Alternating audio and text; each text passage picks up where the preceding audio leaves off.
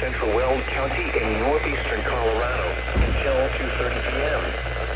At 12:24 p.m. Mountain Daylight Time, Doppler radar indicated thunderstorms producing heavy rain across the Warren area.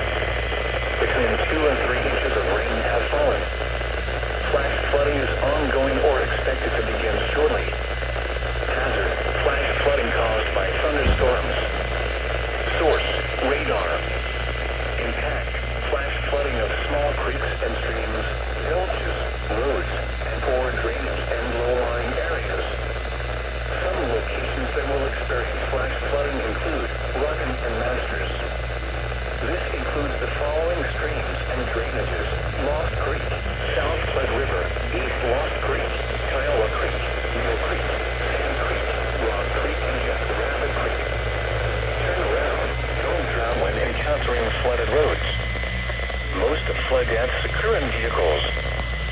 Be aware of your surroundings and do not drive on flooded roads.